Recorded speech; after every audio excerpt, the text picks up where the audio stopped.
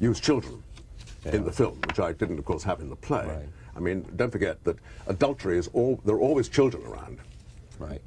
But they don't feature normally in any stage presentation. Or in this case, I was able to use children in the film who grew younger.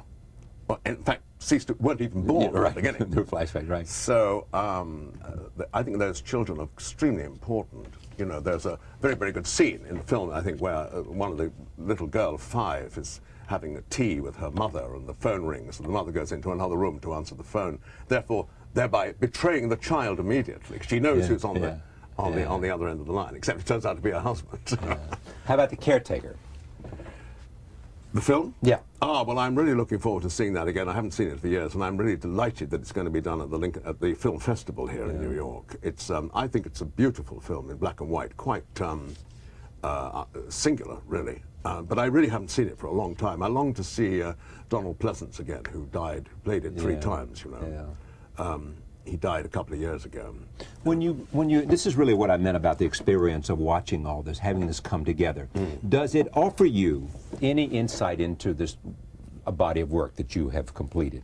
I mean, do you look at this and see things that you didn't see before? Do you notice themes that maybe you haven't thought about because it is not your role to be analytical of your work, it is your role to do it? I think the answer must be no. I don't. It doesn't give me an insight. It may give other people an insight. Sure, of course it should. But who knows? I can't answer for them. But I'm slightly, quite honestly, there's so much going on here in New York. This rather remarkable season of plays and films and so on. That, and I'm acting and directing and very much involved with what's happening and going to see the other productions. That I really haven't had time to think in that way, and I don't think I will think in that way either. I mean, to say what insights do I possess here, what new insights. I just know that there is a body work, and I do believe that I wrote it. That's about Well, we can be sure about that. Well, I think so. The word that is frequently used about you is intuitive. And, you know, you buy that. I mean, that you are a playwright who acts by intuition. Well, I think that is right. I mean, I think that's quite accurate, really. You know, when I I was listening to this play, A Kind of Alaska, which is being done with One for the Road. So I listened to it on the tannoy, the land system. And it goes first. And it all came, was quite new to me. You know, I wrote that in the 80s, I think. And I listened with considerable interest to some of the lines, you know, because I couldn't remember actually writing them, although I realized I had. So that those lines were written through an intuitive process of discovery, I think, which is, I think, possibly quite unusual. I'm not sure. I don't know about how other writers write, really, when it comes down to it. Here's what somebody said about you. In Pinter plays, words are probes launched into the world variously to mask, to mystify, to mock, and to murder. Oh, really? A lot of M's in that sentence. Yes, there is. Yeah. Well, I know that, listen, I know that there's a hell of a lot of violence in the world, you know, and you know that too. Of course. And these, I think, a good deal of this volatility, if you like, and violence, is expressed in my work. I realize that. I'm aware of that, in other words. I don't want to sound disingenuous, I think the word is, as if I don't know what the hell I'm writing about. I do know what I'm writing about, but I let it happen. But I let the words happen. I let the violence express itself, and it expresses itself in very many different ways, I think. You know, there are very few. I think in The Room, my very first play, there is an act of physical violence. And I don't think, as far as I can remember, 29 plays, that there is another act of physical violence throughout the whole of my work. So, but there's a great deal of violence and conflict in the work. I think, there is, I'm crazy. In The Homecoming, there is. Yeah, right. There is an act of physical violence in The Homecoming. But when you think about, which of these has given you the most satisfaction? Which of the plays? Which of the plays? One for the Road? Oh, I don't think so, no. One for the Road was very, very I wrote one for the road in anger, you know. Yeah. Which is not very satisfying. No, it's not. Unless it satisfies, unless it somehow gives, it's a catharsis. Well, I think it did. It was a catharsis. Yeah. I felt better after having written it, certainly. Yeah. But I think, just coming to your question, I think that I've always liked The Homecoming very much because I think I like the shape of it, you know, I like the way it sits there. I think it has a kind of authority, you know, which I enjoy. But quite honestly, the very last play I've written, The Celebration, possibly gave me the biggest surprise of my life, and because I believe that without any question it's the funniest play I've ever written, and I didn't expect to write a funny play. You know, I think I've written I think my plays are quite funny. You know? Yeah, there is a note of wit in there. Oh, I hope so.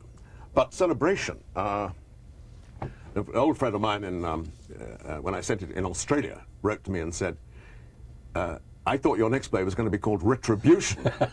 And here it is, Celebration. He said, I've fallen off the sofa 6 times in the last 5 minutes. And it is. It all takes place in a restaurant, you know. Yeah. And can I call it a savage farce? I Yes. think possibly it is. Yeah. But, so I've enjoyed that. Yeah, more than, it's given you as much satisfaction as anything you've done. Yeah. Yeah. I hate to sort of come back to you looking at your own plays, but it's difficult not to want to talk to a playwright about how he sees his own work. You understand that? Right. The preoccupation with language that you have.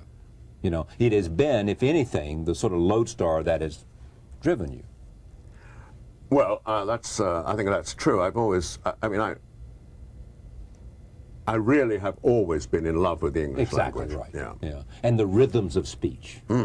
You know, and the sense of how it sounds.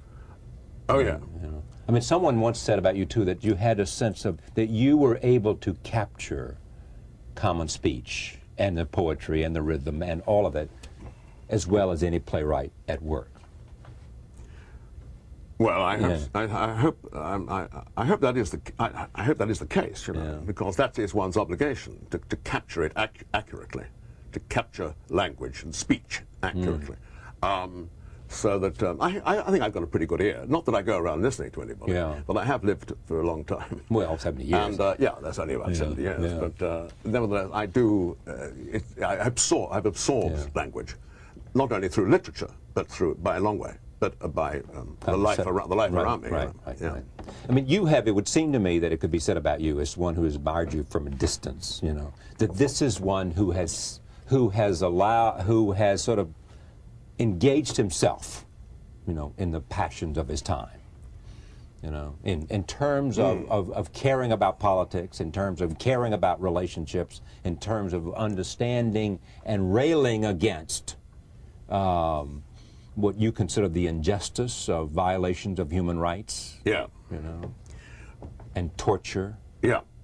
Well, I think that's certainly true, and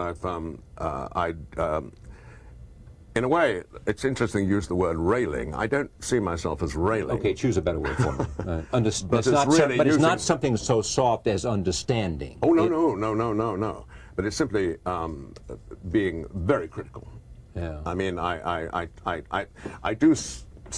find that I subject states of affairs to a very precise scrutiny. Yeah. And I think that scrutiny is a real responsibility that devolves upon us all, really.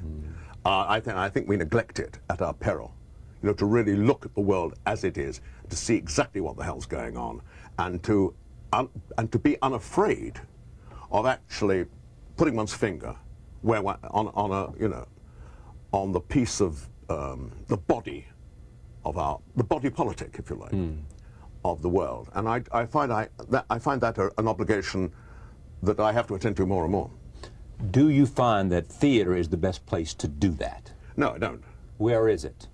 Well, theatre is a comparatively small area, you know, really, and I do it to a certain extent. Yeah, but it has a life beyond the smallness of its area. Well, it probably does. I think it does, and I think it does go home. But on the other hand, that you know, W.H. Jordan said that poetry never changed a damn thing, or more or less, words to that effect. Yes. He also said that I never know what I think until I see what I write. Oh, did he? Yes.